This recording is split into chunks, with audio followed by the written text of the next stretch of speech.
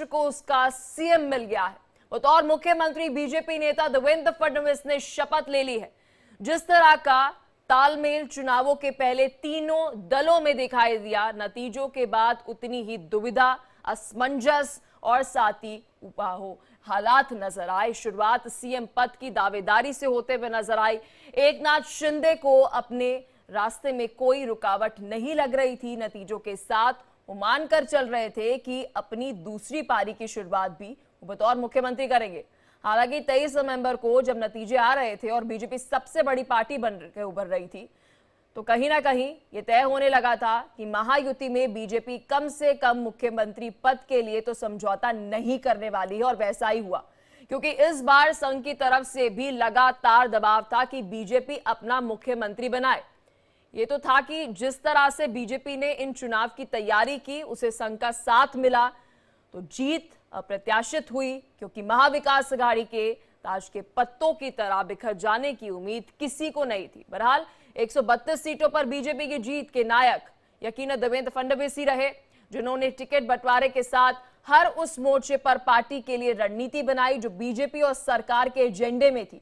नतीजा ये रहा कि आज मुख्यमंत्री के तौर पर ताजपोशी उनकी कल हुई, तब भी जब शिंदे के आसानी से नहीं मानने के लिए अटकलें थी।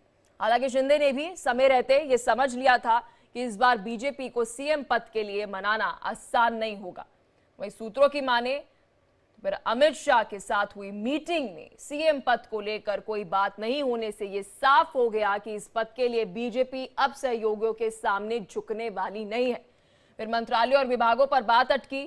फिर खबर यह सामने आई कि शिंदे डिप्टी सीएम नहीं बनेंगे, लेकिन तमाम तरह की नानुकुर और अटकलों की अफवाहों के बीच से रास्ता बनाते हुए आखिरकार देवेंद्र फडणवीस मुख्यमंत्री पद की कुर्सी तक तीसरी बार पहुंच गए।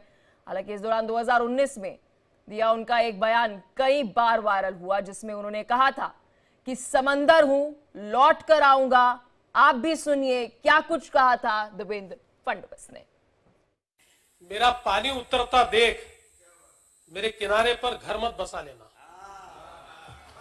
मेरा पानी उतरता देख मेरे किनारे पर घर मत बसा लेना। मैं समंदर हूं, लौट कर वापस आऊंगा।